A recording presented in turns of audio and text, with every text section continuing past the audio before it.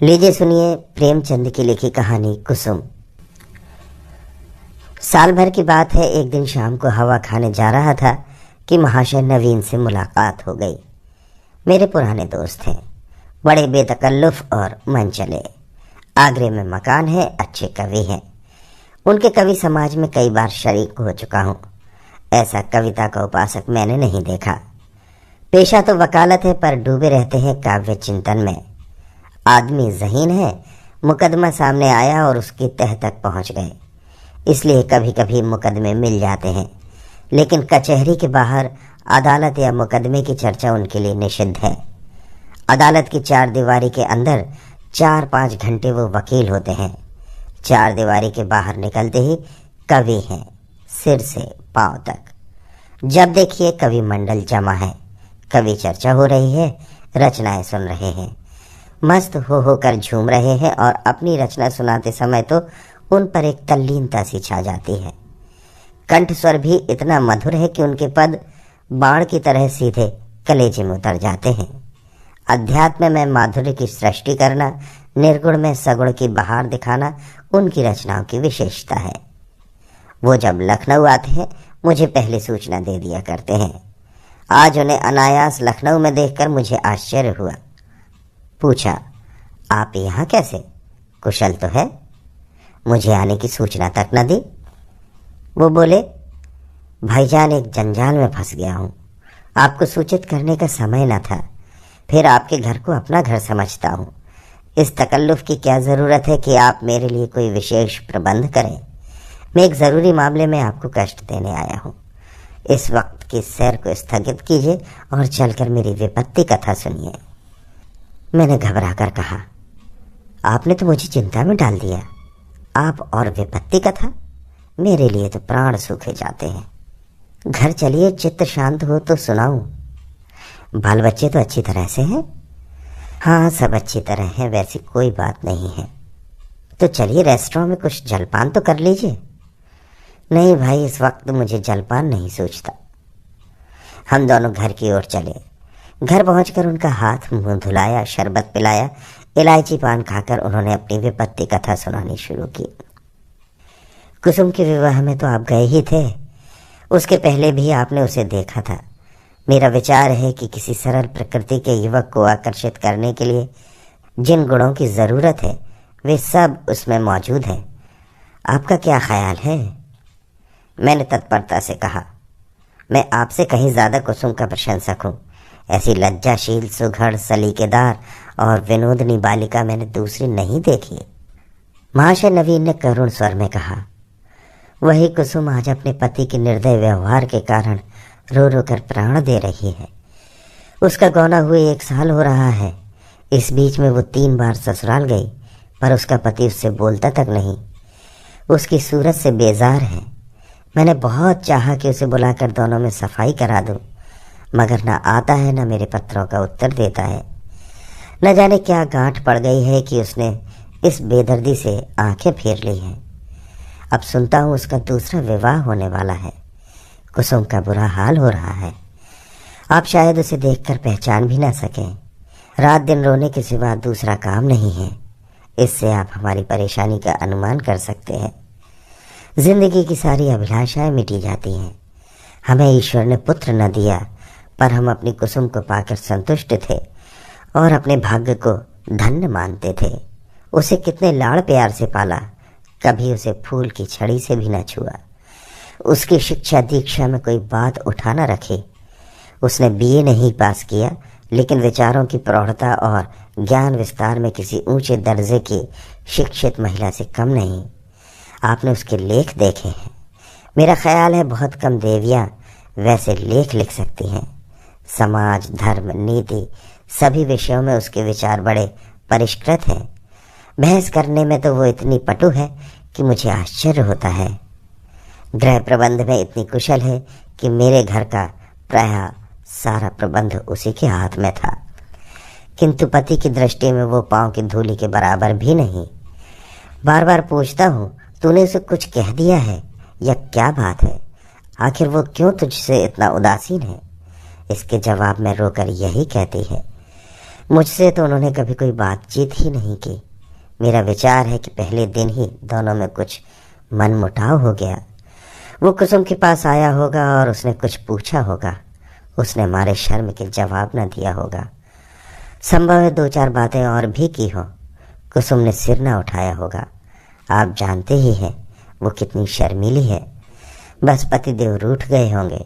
मैं तो कल्पना ही नहीं कर सकता कि कुसुम जैसी बालिका से कोई पुरुष उदासीन रह सकता है। लेकिन दुर्भाग्य का कोई क्या करे। दुखिया ने पति के नाम कई पत्र लिखे, पर उस निर्दयी ने एक का भी जवाब न दिया। सारी चिट्ठियां लौटा दी। मेरी समझ नहीं आता कि उस पाषाण हृदय को कैसे पिघलाऊं। मैं अब खुद तो उसे कुछ लिख नहीं सकता। आप ही कुसुम की प्राण रक्षा करें, नहीं तो शीघ्र ही उसके जीवन का अंत हो जाएगा और उसके साथ हम दोनों प्राणी भी सिधार जाएंगे। उसकी व्यथा अब नहीं देखी जाती। नवीन जी की आंखें सजल हो गईं। मुझे भी अत्यंत क्षोभ हुआ। उन्हें तसल्ली देता हुआ बोला, आप इतने दिनों इस चिंता में पड़े रहे, मुझे पहले ही क्यों ना कहा। मैं आज ही मुरादाबाद जाऊंगा और उस लौंडे की इस बुरी तरह खबर लूंगा कि वो भी याद करेगा। बच्चों को जबरदस्ती घसीट कर लाऊंगा और कुसुम के पैरों पर गिरा दूंगा। नवीन जी मेरे आत्मविश्वास पर मुस्कुराकर बोले, आप उससे क्या कहेंगे? ये ना पूछिए, वशीकरण के जितने मंत्र हैं उन सभी की परीक्षा करूंगा। तो आप कदापि सफल ना होंगे। वो इतना शीलवान, इतना विनम्र, इतना प्रसन्न मुख है, इतना मधुरभाषी है कि आप वहां से उसके भक्त होकर लौटेंगे। वो नित्य आपके सामने हाथ बांधे खड़ा रहेगा। उसकी सारी कठोरता शांत हो जाएगी। आपके लिए तो एक ही साधन है, आपके कलम में जादू है। आपने कितने ही युवकों को सन्मार्ग पर लगाया है। हृदय में सोई हुई मानवता को जगाना आपका हिस्सा है। मैं चाहता हूं आप कुसुम की ओर से एक ऐसा करुणाजनक, ऐसा दिल हिला देने वाला पत्र लिखे कि वो लज्जित हो जाए और उसकी प्रेम भावना सचेत हो उठे। मैं जीवन पर्यंत आपका आभारी रहूंगा। नवीन जी कवि ही तो ठहरे। इस तजवीज़ में वास्तविकता की अपेक्षा कवित्व ही की प्रधानता थी। आप मेरे कई गल्पों को पढ़कर रो पड़े हैं। इससे आपको विश्वास हो गया है कि मैं चतुर सपेरे की भांति जिस दिल को चाहूं नचा सकता हूं। आपको ये मालूम नहीं कि सभी मनुष्य कवि नहीं होते और न एक से भावुक। जिन गल्पों को पढ़कर आप रोए हैं, उन्हीं गल्पों को पढ़कर कितने ही सज्जनों ने विरक्त होकर पुस्तकें फेंक दी हैं। पर इन बातों का वो अवसर न था। वो समझते कि मैं अपना गला छुड़ाना चाहता हूँ। इसलिए मैंने सहृदयता से कहा, आपको बहुत दूर की सूझी और मैं उस प्रस्ताव से सहमत हूँ। और यद्यपि आपने मेरी करुण उत्पादक शक्ति का अनुमान करने में अतियुक्ति से काम लिया है, लेकिन मैं आपको निराश नहीं करूँगा। मैं पत्र लिखूँगा, यथाशक्ति उस युवक की न्याय बुद्धि को जगाने की चेष्टा भी करूँगा। लेकिन आप अनुचित न समझें तो पहले मुझे वो पत्र दिखा दें जो कुसुम ने अपने पति के नाम लिखे थे। उसने पत्र तो लौटा ही दिए हैं और यदि कुसुम ने उन्हें फाड़ नहीं डाला है तो उसके पास होंगे। इन पत्रों को देखने से मुझे ज्ञात हो जाएगा कि किन पहलुओं पर लिखने की गुंजाइश बाकी है। नवीन जी ने जेब से पत्रों का एक पुलिंदा निकालकर मेरे सामने रख दिया और बोले, मैं जानता था आप इन पत्रों को देखना चाहेंगे, इसलिए इन्हें साथ लेता आया। आप इन्हें शौक से पढ़े। कुसुम जैसी मेरी लड़की है वैसी ही आपकी भी लड़की है। आपसे क्या पर्दा। सुगंधित गुलाबी चिकने कागज पर बहुत ही सुंदर अक्षरों में लिखे हुए उन पत्रों को मैंने पढ़ना शुरू किया। मेरे स्वामी, मुझे यहाँ आए 1 सप्ताह हो गया, लेकिन आंखें पल भर के लिए भी नहीं झपकी। सारी रात करवटें बदलते बीत जाती हैं। बार बार सोचती हूँ मुझसे ऐसा क्या अपराध हुआ कि उसकी आप मुझे ये सज़ा दे रहे हैं। आप मुझे झिड़कें, घुड़कें, कोसें, इच्छा हो तो मेरे कान भी पकड़ें। मैं इन सभी सज़ाओं को सहर्ष सह लूँगी, लेकिन ये निष्ठुरता नहीं सही जाती। मैं आपके घर 1 सप्ताह रही। परमात्मा जानता है कि मेरे दिल में क्या क्या अरमान थे। मैंने कितनी बार चाहा कि आपसे कुछ पूछूं, आपसे अपने अपराधों को क्षमा कराऊं, लेकिन आप मेरी परछाई से भी दूर भागते हैं। मुझे कोई अवसर न मिला। आपको याद होगा कि जब दोपहर को सारा घर सो जाता था तो मैं आपके कमरे में जाती थी और घंटों सिर झुकाए खड़ी रहती थी। पर आपने कभी आंखें उठाकर न देखा। उस वक्त मेरे मन की क्या दशा होती थी, इसका कदाचित आप अनुमान न कर सकेंगे। मेरी जैसी अभाग्नी स्त्रियां इसका कुछ अंदाजा कर सकती हैं। मैंने अपनी सहेलियों से उनकी सुहागरात की कथाएं सुन सुनकर अपनी कल्पना में सुखों का जो स्वर्ग बनाया था, उसे आपने कितनी निर्दयता से नष्ट कर दिया। मैं आपसे पूछती हूँ कि आपके ऊपर मेरा कोई अधिकार नहीं है। अदालत भी किसी अपराधी को दंड देती है तो उस पर कोई ना कोई अभियोग लगाती है, गवाहियाँ लेती है, उसका बयान सुनती है। आपने तो कुछ पूछा ही नहीं। मुझे अपनी खता मालूम हो जाती तो आगे के लिए सचेत हो जाती। आपके चरणों पर गिरकर कहती, मुझे क्षमादान दो। मैं शपथ पूर्वक कहती हूँ कि मुझे कुछ नहीं मालूम। आप क्यों रुष्ट हो गए? संभव है आपने अपनी पत्नी में जिन गुणों के देखने की कामना की हो वो मुझ में ना हो। बेशक मैं अंग्रेजी नहीं पढ़ी, अंग्रेजी समाज रीति नीति से परिचित नहीं, न अंग्रेजी खेल ही खेलना जानती हूँ। और भी कितनी ही त्रुटियाँ मुझ में होंगी। मैं मानती हूँ कि मैं आपके योग्य न थी। आपको मुझसे कहीं अधिक रूपवती, गुणवती, बुद्धिमती स्त्री मिलनी चाहिए थी। लेकिन मेरे देवता, दंड अपराधों का मिलना चाहिए, त्रुटियों का नहीं। फिर मैं तो आपके इशारे पर चलने को तैयार हूँ। आप मेरी दिलजोई करें, फिर देखिए मैं अपनी त्रुटियों को कितनी जल्द पूरी कर लेती हूँ। आपका प्रेम कटाक्ष मेरे रूप को प्रदीप्त, मेरी बुद्धि को तीव्र और मेरे भाग्य को बलवान कर देगा। वो विभूति पाकर मेरा कायाकल्प हो जाएगा। स्वामी, क्या आपने सोचा है आप ये क्रोध किस पर कर रहे हैं? वो अबला जो आपके चरणों पर पड़ी हुई है, आपसे क्षमादान मांग रही है, जो जन्म जन्मांतर के लिए आपकी चेरी है, क्या इस क्रोध को सहन कर सकती है? मेरा दिल बहुत कमज़ोर है। मुझे रुलाकर आपको पश्चाताप के सिवा और क्या हाथ आएगा? इस क्रोधाग्नि की एक चिंगारी मुझे भस्म कर देने के लिए काफ़ी है। अगर आपकी इच्छा है कि मैं मर जाऊं तो मैं मरने के लिए तैयार हूँ। केवल आपका इशारा चाहती हूँ। अगर मेरे मरने से आपका चित्त प्रसन्न हो तो मैं बड़े हर्ष से अपने को आपके चरणों में समर्पित कर दूंगी। मगर इतने कहे बिना नहीं रहा जाता कि मुझ में 100 ऐब हो, पर एक गुण भी है। मैं दावा कर सकती हूँ कि आपकी जितनी सेवा मैं कर सकती हूँ उतनी कोई दूसरी स्त्री नहीं कर सकती। आप विद्वान हैं, उदार हैं, मनोविज्ञान के पंडित हैं। आपकी लौंडी आपके सामने खड़ी दया की भीख मांग रही है। क्या आप उसे द्वार से ठुकरा दीजिएगा? आपकी अपराधिनी कुसुम। ये पत्र पढ़कर मुझे रोमांच हुआ आया। ये बात मेरे लिए असह्य थी कि कोई स्त्री अपने पति की इतनी खुशामद करने पर मजबूर हो जाए। पुरुष अगर स्त्री से उदासीन रह सकता है तो स्त्री उसे क्यों नहीं ठुकरा सकती? ये दुष्ट समझता है कि विवाह ने एक स्त्री को उसका गुलाम बना दिया। वो उस अबला पर जितना अत्याचार चाहे करे, कोई उसका हाथ नहीं पकड़ सकता, कोई चूं भी नहीं कर सकता। पुरुष अपनी दूसरी, तीसरी, चौथी शादी कर सकता है। स्त्री से कोई संबंध न रखकर भी उस पर उसी कठोरता से शासन कर सकता है, पर जानता है कि स्त्री कुल मर्यादा के बंधनों में जकड़ी हुई है। उसे रो रो कर मर जाने के सिवा और कोई उपाय नहीं है। अगर उसे भय होता कि औरत भी उसकी ईंट का जवाब पत्थर से नहीं, ईंट से भी नहीं, केवल थप्पड़ से दे सकती है, तो उसे कभी इस बदमिजाजी का साहस न होता। बेचारी स्त्री कितनी विवश है। शायद मैं कुसुम की जगह होता तो इस निष्ठुरता का जवाब इसकी 10 गुनी कठोरता से देता, उसकी छाती पर मूंग दलता, संसार के हंसने की जरा भी चिंता न करता। समाज अबलाओं पर इतना जुल्म देख सकता है और चूतक नहीं करता। उसके रोने या हंसने की मुझे जरा भी परवाह न होती। अरे अभागे युवक, तुझे खबर नहीं तू अपने भविष्य की गर्दन पर कितनी बेदर्दी से छुरी फेर रहा है। ये वो समय है जब पुरुष को अपने प्रणय भंडार से स्त्री के माता पिता, भाई बहन, सखी सहेलियां सभी के प्रेम की पूर्ति करनी पड़ती है। अगर पुरुष में ये सामर्थ्य नहीं है तो स्त्री की क्षुधित आत्मा को कैसे संतुष्ट रख सकेगा? परिणाम वही होगा जो बहुधा होता है। अबला कुढ़ कुढ़ कर मर जाती है। यही वो समय है जिसकी स्मृति जीवन में सदैव के लिए मिठास पैदा करती है। स्त्री की प्रेम शुदा इतनी तीव्र होती है कि वो पति का स्नेह पाकर अपना जीवन सफल समझती है और इस प्रेम के आधार पर जीवन के सारे कष्टों को हंस खेल कर सह लेती है। यही वो समय है जब हृदय में प्रेम का बसंत आता है और उसमें नई नई आशा कोपलें निकलने लगती हैं। ऐसा कौन निर्दयी है जो इस ऋतु में उस वृक्ष पर कुल्हाड़ी चलाएगा।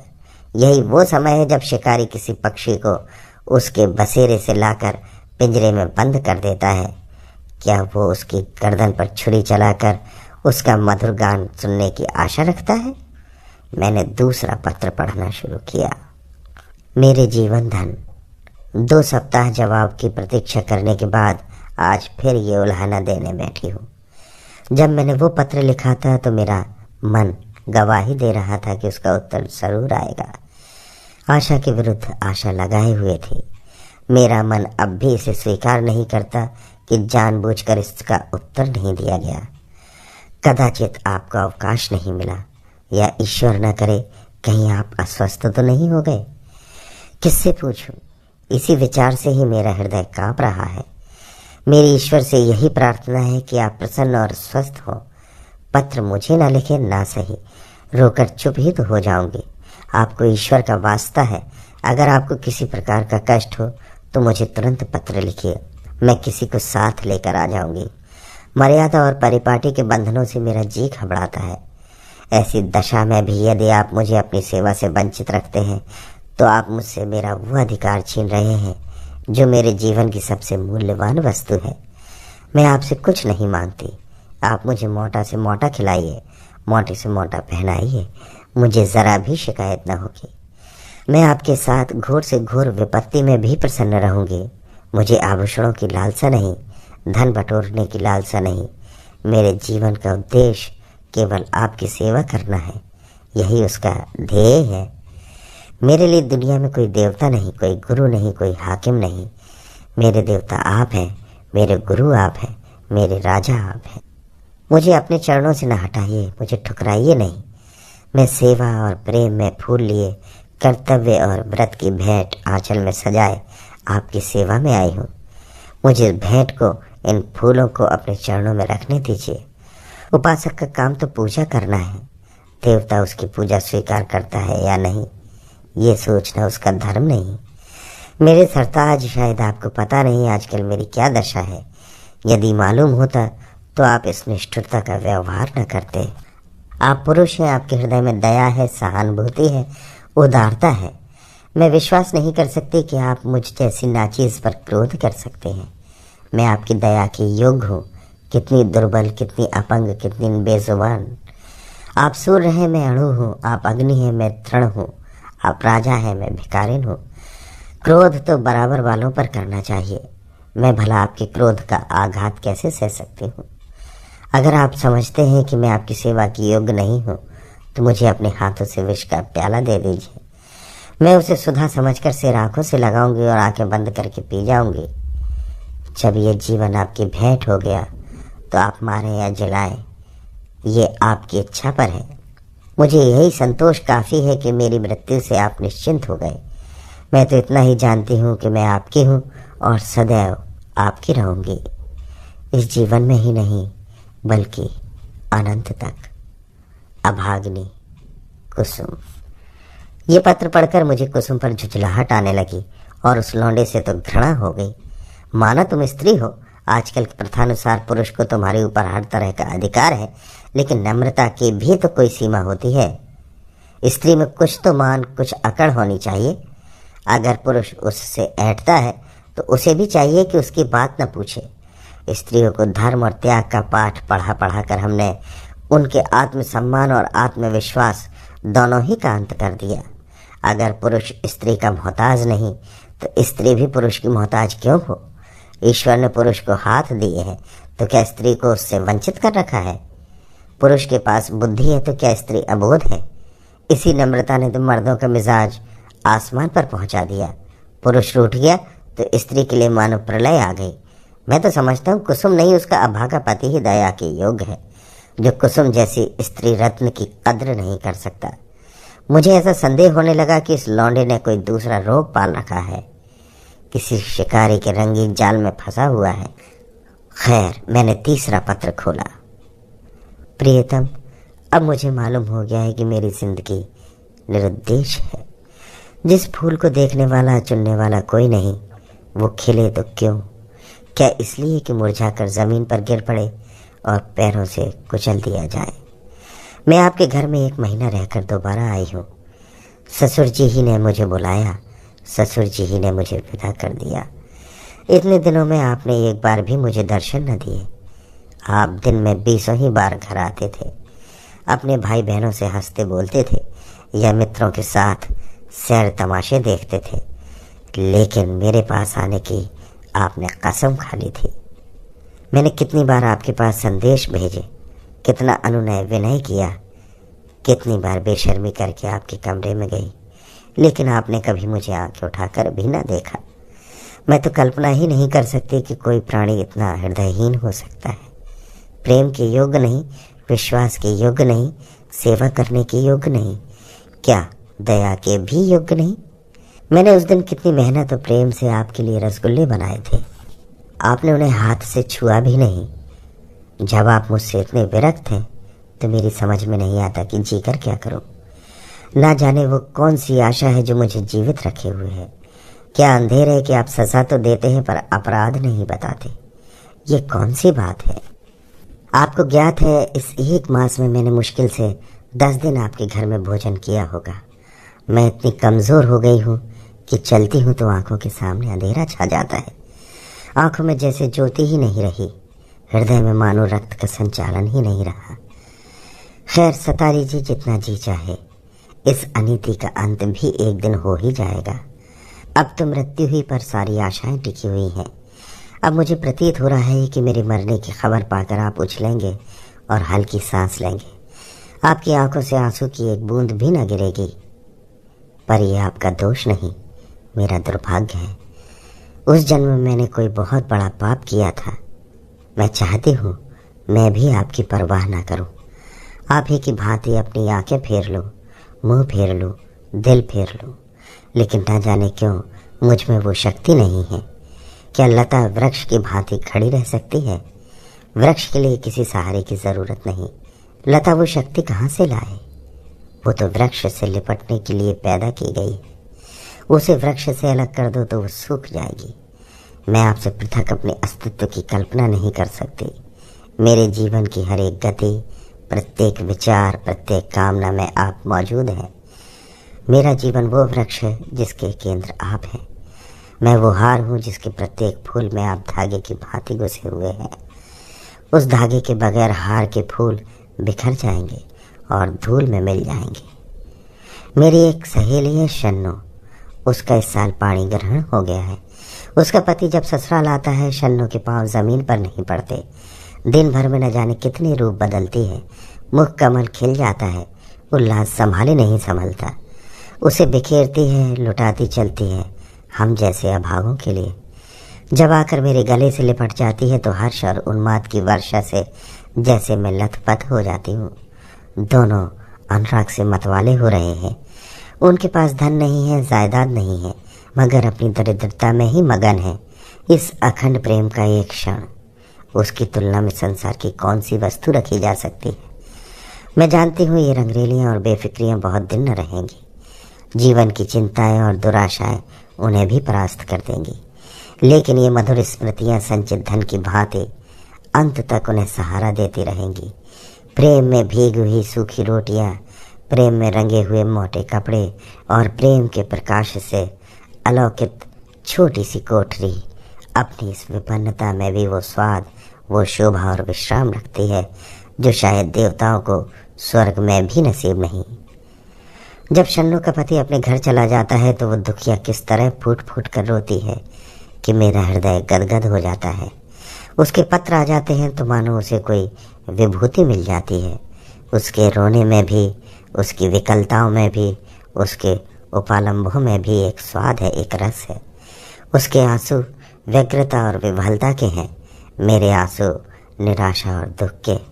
उसकी व्याकुलता में प्रतीक्षा और उल्लास है, मेरी व्याकुलता में दैन्य और परवशता। उसके उपालंब में अधिकार और ममता है, मेरे उपालंब में भग्नता और रुदन है। पत्र लंबा हुआ जाता है और दिल का बोझ हल्का नहीं होता। भयंकर गर्मी पड़ रही है। दादा मुझे मंसूरी ले जाने का विचार कर रहे हैं। मेरी दुर्बलता से उन्हें टीबी का संदेह हो रहा है। वो नहीं जानते मेरे लिए मंसूरी नहीं, स्वर्ग भी काल कोठरी है। अभाग्नि, कुसुम, मेरे पत्थर के देवता कल मंसूरी से लौट आए। लोग कहते हैं बड़ा स्वास्थ्यवर्धक और रमणीक स्थान है। होगा, मैं तो एक दिन भी कमरे से नहीं निकली। भग्न हृदयों के लिए संसार सोना है। मैंने रात एक बड़ा मज़ेदार सपना देखा। बतलाऊं? पर क्या फ़ायदा, न जाने क्यों मैं अब भी मौत से डरती हूँ। आशा का कच्चा धागा मुझे अब भी जीवन से बांधे हुए है। जीवन उद्यान के द्वार पर जाकर बिना सैर किए लौट जाना कितना हसरतनाक है। अंदर क्या सुषमा है, क्या आनंद है। मेरे लिए वो द्वार ही बंद है। कितनी अभिलाषा से विहार का आनंद उठाने चली थी, कितनी तैयारियों से, पर मेरे पहुंचते ही द्वार बंद हो गया है। अच्छा बतलाइयो, मैं मर जाऊंगी तो मेरी लाश पर आप आंसू की 2 बूंद गिराओगे? जिसकी जिंदगी भर जिम्मेदारी ली थी, जिसकी सदैव के लिए बाह पकड़ी थी, क्या उसके साथ इतनी भी उदारता न करोगे? मरने वालों के अपराध सभी क्षमा कर दिया करते हैं, आप भी क्षमा कर देना। आकर मेरे शव को अपने हाथों से नहलाना, अपने हाथ से सुहाग का सिंदूर लगाना, अपने हाथ से सुहाग की चूड़ियाँ पहनाना, अपने हाथ से मुंह में गंगा जल डालना, 2-4 पग कंधा दे देना। बस मेरी आत्मा संतुष्ट हो जाएगी और आपको आशीर्वाद देगी। मैं वचन देती हूँ कि मालिक के दरबार में आपका यश गाऊंगी। क्या यह भी महंगा सौदा है? इतने से शिष्टाचार से आप अपनी सारी जिम्मेदारियों से मुक्त हो जाएंगे। मुझे विश्वास होता कि आप इतना शिष्टाचार ज़रूर करेंगे तो मैं कितनी खुशी से मौत का स्वागत करती। लेकिन मैं आपके साथ अन्याय नहीं करूँगी। आप कितने ही निष्ठुर हो, इतने निर्दयी नहीं हो सकते। मैं जानती हूँ ये समाचार पाते ही आप आएंगे और शायद एक क्षण के लिए शोक मृत्यु पर आपकी आंखें रो पड़े। कहीं मैं अपने जीवन में वो शुभ अवसर देख सकती। अच्छा, क्या मैं एक प्रश्न कर सकती हूँ? नाराज ना होना। क्या मेरी जगह किसी और सौभाग्यवती ने ले ली है? अगर ऐसा है तो बधाई। ज़रा उसका चित्र मेरे पास भेज देना। मैं उसकी पूजा करूँगी, उसके चरणों पर शीश नवाऊंगी। मैं जिस देवता को प्रसन्न न कर सके, उसी देवता से उसने वरदान प्राप्त कर लिया। ऐसी सौभाग्य के तो चरण धो धो कर पीना चाहिए। मेरी हार्दिक इच्छा है कि आप उसके साथ सुखी रहें। यदि मैं उस देवी की कुछ सेवा कर सकती, परोक्ष न सही अपरोक्ष रूप से ही आपके कुछ काम आ सकते। आप मुझे केवल उसका शुभ नाम और स्थान बता दो। मैं सिर के बल दौड़ी हुई उसके पास जाऊंगी और कहूँगी, देवी तुम्हारी लौंडी हूँ, इसलिए कि तुम मेरे स्वामी की प्रेमिका हो। मुझे अपने चरणों में शरण दो। मैं तुम्हारे लिए फूलों की सेज सजाऊंगी, तुम्हारी मांग मोतियों से भरूंगी, तुम्हारी एड़ियों में महावर रचाऊंगी। यही मेरे जीवन की साधना होगी। ये मत समझना कि मैं जलूंगी या कुढ़ूंगी। जलन तब होती है जब कोई मुझसे मेरी वस्तु छीन रहा हो। जिस वस्तु को अपना समझने का मुझे कभी सौभाग्य न हुआ, उसके लिए मुझे जलन क्यों हो? अभी बहुत कुछ लिखना था, लेकिन डॉक्टर साहब आ गए हैं। बेचारा हृदय दाह को टीबी समझ रहा है। दुख की सताई हुई कुसुम। इन 4 पत्रों ने मेरे धैर्य का प्याला भर दिया। मैं बहुत ही आवेशहीन आदमी हूँ। भावुकता मुझे छू भी नहीं गई। अधिकांश कलाविदों की भांति मैं भी शब्दों से आंदोलित नहीं होता। क्या वस्तु दिल से निकलती है? क्या वस्तु केवल मर्म को स्पर्श करने के लिए लिखी गई है? ये भेद बहुधा मेरे साहित्यिक आनंद में बाधक हो जाता है, लेकिन इन पत्रों ने मुझे आप इसे बाहर कर दिया। एक स्थान पर तो सचमुच मेरी आंखें भर आईं। ये भावना कितनी वेदनापूर्ण थी कि वो बालिका जिस पर माता पिता प्राण छिड़कते थे, विवाह होते ही इतनी विपदग्रस्त हो जाए। विवाह क्या हुआ, मानो उसकी चिता बनी या उसकी मौत का परवाना लिखा गया। इसमें संदेह नहीं कि ऐसी वैवाहिक दुर्घटनाएं कम होती हैं, लेकिन समाज की वर्तमान दशा में उनकी संभावना बनी रहती है। जब तक स्त्री पुरुष के अधिकार समान न होंगे, ऐसे आघात नित्य होते रहेंगे। दुर्बल को सताना कदाचित प्राणियों का स्वभाव है। काटने वाले कुत्तों से लोग दूर भागते हैं। सीधे कुत्तों पर बाल वृंद विनोद के लिए पत्थर फेंकते हैं। तुम्हारे 2 नौकर एक ही श्रेणी के हों, उनमें कभी झगड़ा ना होगा, लेकिन आज उनमें से एक को अफसर और दूसरे को उसका मातहत बना दो, फिर देखो अफसर साहब अपने मातहत पर कितना रौब जमाते हैं। सुखमय दाम्पत्य की नींव अधिकार साम्य ही पर रखी जा सकती है। इस वैषम्य में प्रेम का निवास हो सकता है, मुझे तो इसमें संदेह है। हम आज जिसे स्त्री पुरुष में प्रेम कहते हैं वो वही प्रेम है जो स्वामी को अपने पशु से होता है। पशु सिर झुकाए काम किए चला जाए, स्वामी उसे भूसा और खली भी देगा, उसकी देह भी सहलाएगा, उसे आभूषण भी पहनाएगा।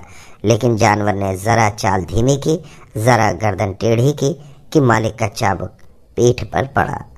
इसे प्रेम नहीं कहते। खैर, मैंने 5वां पत्र खोला। जैसा मुझे विश्वास था आपने मेरे पिछले पत्र का उत्तर न दिया। इसका खुला हुआ अर्थ यह है कि आपने मुझे परित्याग करने का संकल्प कर लिया है। जैसी आपकी इच्छा। पुरुष के लिए स्त्री पांव की जूती है, स्त्री के लिए तो पुरुष देवतुल्य है, बल्कि देवता से भी बढ़कर। विवेक का उदय होते ही वो पति की कल्पना करने लगती है। मैंने भी वही किया। जिस समय मैं गुड़िया खेलती थी उसी समय आपने गुड्डे के रूप में मनोदेश में प्रवेश किया। मैंने आपके चरणों को पखारा, माला फूल और नैवेद्य से आपका सत्कार किया। कुछ दिनों बाद कहानियां सुनने और पढ़ने की चाट पड़ी। तब आप कथाओं के नायक के रूप में मेरे घर आए। मैंने आपको हृदय में स्थान दिया। बाल्यकाल से ही आप किसी न किसी रूप में मेरे जीवन में घुसे हुए थे। मेरी भावनाएं मेरे अनंत काल की गहराइयों तक पहुंच गई। मेरे अस्तित्व का एक एक अणु उन भावनाओं से गुथा हुआ है। उन्हें दिल से निकाल डालना सहज नहीं है। उसके साथ मेरे जीवन के परमाणु भी बिखर जाएंगे। लेकिन आपकी यही इच्छा है तो यही सही। मैं आपकी सेवा में सब कुछ करने को तैयार थी। अभाव और विपन्नता का तो कहना ही क्या। मैं तो अपने को मिटा देने को भी राजी थी। आपकी सेवा में मिट जाना ही मेरे जीवन का उद्देश्य था। मैंने लज्जा और संकोच का परित्याग किया, आत्मसम्मान को पैरों से कुचला। लेकिन आप मुझे स्वीकार नहीं करना चाहते। मजबूर हूँ, आपका कोई दोष नहीं। अवश्य मुझसे कोई ऐसी बात हो गई है जिसने आपको इतना कठोर बना दिया है। आप उसे जबान पर लाना भी उचित नहीं समझते। मैं इस निष्ठुरता के सिवा और हर एक सजा झेलने को तैयार थी। आपके हाथ से जहर का प्याला लेकर पी जाने में मुझे विलंब न होता, किंतु विधि की गति निराली है। मुझे पहले इस सत्य को स्वीकार करने में बाधा थी कि स्त्री पुरुष की दासी है। मैं उसे पुरुष की सहचरी अर्धांगिनी समझती थी, पर अब मेरी आंखें खुल गई। मैंने कई दिन हुए एक पुस्तक में पढ़ा था कि आदिकाल में स्त्री पुरुष की उसी तरह संपत्ति थी जैसे गाय बैल या खेती बाड़ी। पुरुष का अधिकार था स्त्री को बेचे, गिरवी रखे या मार डाले। विवाह की प्रथा उस समय केवल ये थी कि वर पक्ष अपने सूर सामंतों को लेकर सशस्त्र आता था और कन्या को उड़ा ले जाता था। कन्या के साथ कन्या के घर में रुपया पैसा, अनाज या पशु जो कुछ उसके हाथ लग जाता था उसे भी उठा ले जाता था। वो स्त्री को अपने घर ले जाकर उसके पैरों में बेड़ियां डालकर घर के अंदर बंद कर देता था। उसके आत्मसम्मान के भावों को मिटाने के लिए ये उपदेश दिया जाता था कि पुरुष ही उसका देवता है। सुहाग स्त्री की सबसे बड़ी विभूति है। आज कई हजार वर्षों के बीतने के बाद भी पुरुष के उस मनोभाव में कोई परिवर्तन नहीं हुआ। पुरानी सभी प्रथाएं कुछ विकृत या संस्कृति के रूप में मौजूद हैं।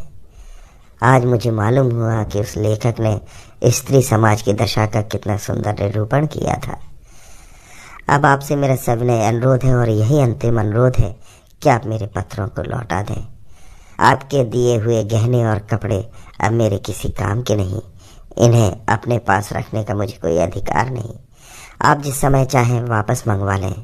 मैंने उन्हें एक पिटारी में बंद करके अलग रख दिया है। उसकी सूची भी वहीं रखी हुई है, मिला लीजिएगा। आज से आप मेरी जबान या कलम से कोई शिकायत न सुनेंगे। इस भ्रम को भूलकर भी दिल में स्थान न दीजिएगा कि मैं आपसे बेवफाई या विश्वासघात करूंगी। मैं इसी घर में कुड़ कर मर जाऊंगी, पर आपकी ओर से मेरा मन कभी मैला ना होगा। मैं जिस जलवायु में पली हूँ उसका मूल तत्व है पति में श्रद्धा। ईर्ष्या जलन भी उस भावना को मेरे दिल से नहीं निकाल सकती। मैं आपकी कुल मर्यादा की रक्षिका हूँ। उस अमानत में जीते जी खयानत न करूँगी। अगर मेरे बस में होता तो मैं उसे भी वापस कर देती, लेकिन यहाँ मैं मजबूर हूँ और आप भी मजबूर हैं। मेरी ईश्वर से यही विनती है कि आप जहाँ रहें कुशल रहें। जीवन में मुझे सबसे कटु अनुभव जो हुआ वो यही है कि नारी जीवन अधम है। अपने लिए, अपने माता पिता के लिए, अपने पति के लिए। उसकी कद्र न माता के घर में है न पति के घर में। मेरा घर शोकागार बना हुआ है। अम्मा रो रही हैं, दादा रो रहे हैं, कुटुंब के लोग रो रहे हैं। एक मेरी जात से लोगों को कितनी मानसिक वेदना हो रही है। कदाचित वे सोचते होंगे कुल मिलाती ये कन्या मर गई होती तो अच्छा होता, मगर सारी दुविधा एक तरफ हो जाए। आपका प्यार मैं नहीं पा सकती। आप मेरे प्रभु हैं, आपका फैसला अटल है। उसकी कहीं अपील नहीं, कहीं फरियाद नहीं। खैर, आज से ये कांड समाप्त हुआ। अब मैं हूँ और मेरा दलित भग्न हृदय। हसरत यही है कि आपकी कुछ सेवा न कर सकी। अभाग्नि कुसुम। मालूम नहीं मैं कितनी देर तक मूक वेदना की दशा में बैठा रहा कि महाशय नवीन बोले, आपने इन पत्रों को पढ़कर क्या निश्चय किया? मैंने रोते हुए हृदय से कहा, अगर इन पत्रों ने उस नर पिशाच के दिल पर कोई असर न किया तो मेरा पत्र भला क्या असर करेगा? इससे अधिक करुणा और वेदना मेरी शक्ति के बाहर है। ऐसा कौन सा धार्मिक भाव है जिसे इन पत्रों में स्पर्श न किया गया हो? दया, लज्जा, तिरस्कार, न्याय, मेरे विचार में तो कुसुम ने कोई पहलू नहीं छोड़ा। मेरे लिए अभी यही अंतिम उपाय है कि मैं उस शैतान के सिर पर सवार हो जाऊं और उससे मुंह दर मुंह बात करके समस्या की तह तक पहुंचने की चेष्टा करूं। अगर उसने मुझे कोई संतोषप्रद उत्तर न दिया तो मैं उसका और अपना खून एक कर दूंगा। या तो मुझी को फांसी होगी या वही काले पानी जाएगा। कुसुम ने जिस धैर्य और साहस से काम लिया है वो सराहनीय है।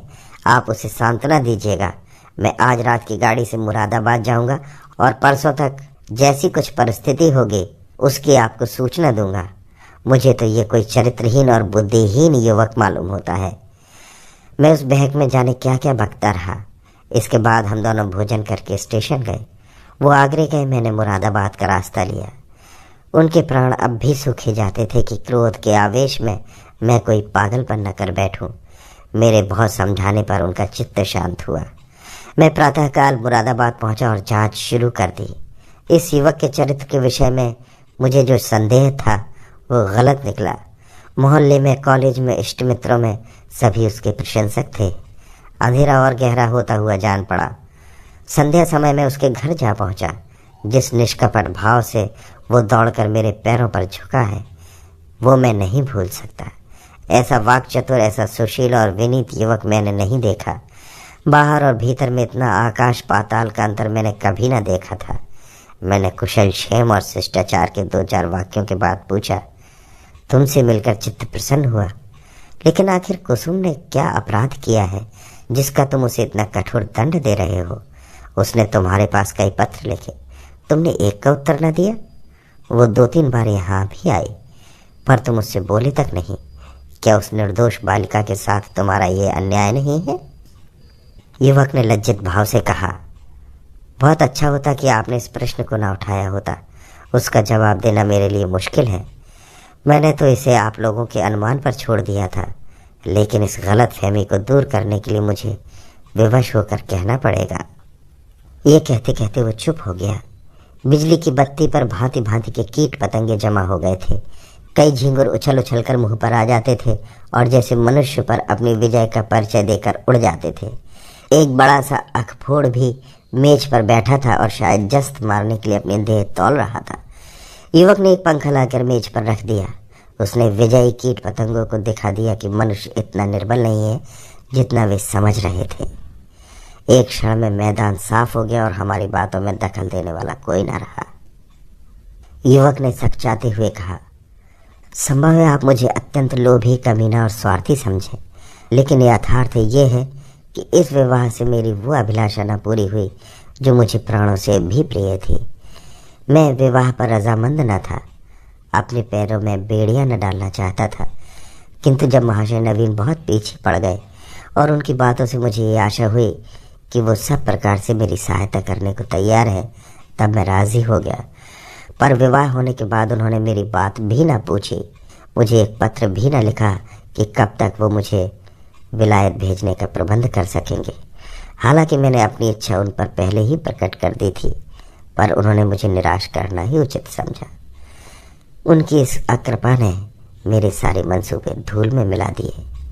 मेरे लिए अब इसके सिवा और क्या रह गया है कि LLB पास कर लो और कचहरी में जूती फटफटाता फिरूं।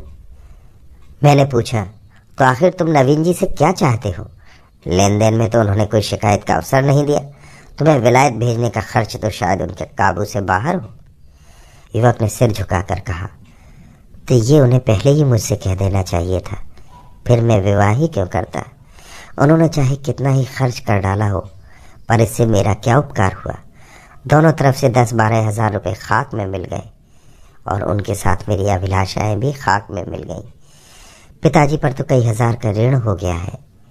वो अब मुझे इंग्लैंड नहीं भेज सकते। क्या पूज्य नवीन जी चाहते तो मुझे इंग्लैंड न भेज देते? उनके लिए 10-5 हज़ार की कोई हकीकत नहीं। मैं सन्नाटे में आ गया। मेरे मुंह से अनायास निकल गया, छी, वाह रे दुनिया और वाह रे हिंदू समाज। तेरे यहाँ ऐसे ऐसे स्वार्थ के दास पड़े हुए हैं जो एक अबला का जीवन संकट में डालकर उसके पिता पर ऐसा अत्याचारपूर्ण दबाव डालकर ऊंचा पद प्राप्त करना चाहते हैं। विद्यार्जन के लिए विदेश जाना बुरा नहीं, ईश्वर सामर्थ्य दे तो शौक से जाओ, किंतु पत्नी का परित्याग करके ससुर पर इसका भार रखना निर्लज्जता की पराकाष्ठा है। तारीफ की बात तो तब थी कि तुम अपने पुरुषार्थ से जाते।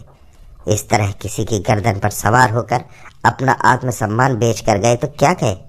इस पामर की दृष्टि में कुसुम का कोई मूल्य ही नहीं, वो केवल उसकी स्वार्थ सिद्धि का साधन मात्र है। ऐसे नीच प्रकृति के आदमी से कुछ तर्क करना व्यर्थ था। परिस्थिति ने हमारी चुटिया उसके हाथ में दे रखी थी और हमें उसके चरणों पर सिर झुकाने के सिवाय और कोई उपाय न था। दूसरी गाड़ी से मैं आगरे जा पहुंचा और नवीन जी से यह वृतांत कहा। उन बेचारे को क्या मालूम था कि यहाँ सारी जिम्मेदारी उन्हीं के सिर पर डाल दी गई है। यद्यपि इस मंदी ने उनकी वकालत भी ठंडी कर रखी है और वो 10-5 हज़ार का खर्च सुगमता से नहीं उठा सकते, लेकिन इस युवक ने उनसे इसका संकेत भी किया होता तो वो अवश्य कोई ना कोई उपाय करते। कुसुम के सिवा दूसरा उनका कौन बैठा हुआ है? उन बेचारे को तो इस बात का ज्ञान ही न था। अतएव मैंने जो ही उनसे ये समाचार कहा तो वो बोल उठे, छी, इस जरा सी बात को इस भले आदमी ने इतना तूल दे दिया। आप आज ही उसे लिख दें कि वो जिस वक्त जहाँ पढ़ने के लिए जाना चाहे शौक से जा सकता है। मैं उसका सारा भार स्वीकार करता हूँ। साल भर तक निर्दयी कुसुम को रोला रोला कर मार डाला। घर में इसकी चर्चा हुई। कुसुम ने भी माँ से सुना। मालूम हुआ 1000 का चेक उसके पति के नाम भेजा जा रहा है, पर इस तरह जैसे किसी संकट का मोचन करने के लिए अनुष्ठान किया जा रहा हो। कुसुम ने भ्रकुटी सिकोड़कर माँ से कहा, अम्मा दादा से कह दो कहीं रुपए भेजने की जरूरत नहीं। माता ने विस्मित होकर बालिका की ओर देखा। कैसे रुपए? अच्छा वो, क्यों, इसमें क्या हर्ज है? लड़के का मन है तो विलायत जाकर पढ़े, हम क्यों रोकने लगे? यो भी उसी का है, वो भी उसी का है, हमें कौन छाती पर लाद कर ले जाना है? नहीं, आप दादा से कह दीजिए 1 पाई न भेजे। आखिर इसमें बुराई क्या है? इसीलिए कि उसी तरह की डाकाजनी जैसे बदमाश लोग किया करते हैं। किसी आदमी को पकड़ कर ले गए और उसके घर वालों से उसके मुक्ति धन के तौर पर अच्छी रकम ऐंठ ली। माता ने तिरस्कार की आंखों से देखा। कैसी बातें करती हो बेटी? इतने दिनों बाद तो जाके देवता सीधे हुए हैं और तुम उन्हें फिर चढ़ाई देती हो। कुसुम ने झल्ला कर कहा, ऐसे देवताओं का रूठे रहना ही अच्छा है। जो आदमी इतना स्वार्थी, इतना दम्भी, इतना नीच है, उसके साथ मेरा निर्वाह ना होगा। मैं कह देती हूँ और रुपए गए तो मैं जहर खा लूंगी। इसे दिल लगी ना समझना। मैं ऐसे आदमी का मुंह भी नहीं देखना चाहती। दादा से कह देना कि अगर तुम्हें डर लगता हो तो मैं खुद कह दूं। मैंने स्वतंत्र रहने का निश्चय कर लिया है। माँ ने देखा लड़की का मुखमंडल आरक्त हो उठा, मानो इस प्रश्न पर वो न कुछ कहना चाहती है न सुनना। दूसरे दिन नवीन जी ने यह हाल मुझसे कहा तो मैं एक आत्मविस्मृति की दशा में दौड़ा हुआ गया और कुसुम को गले लगा लिया। मैं नारियों में ऐसा ही आत्माभिमान देखना चाहता हूँ। कुसुम ने वही कर दिखाया जो मेरे मन में था और जिसे प्रकट करने का साहस मुझ में न था। साल भर हो गया है कुसुम ने पति के पास एक पत्र भी नहीं लिखा और न उसका जिक्र ही करती है। नवीन जी ने कई बार जमाई को मना लाने की इच्छा प्रकट की, पर कुसुम उसका नाम भी सुनना नहीं चाहती। उसमें स्वावलंबन की ऐसी दृढ़ता आ गई है कि आश्चर्य होता है। उसके मुख पर निराशा और वेदना की पीलेपन और तेजहीनता की जगह स्वाभिमान और स्वतंत्रता की लाली और तेजस्विता भासित हो गई है। अभी आप सुन रहे थे प्रेमचंद की लिखी कहानी कुसुम।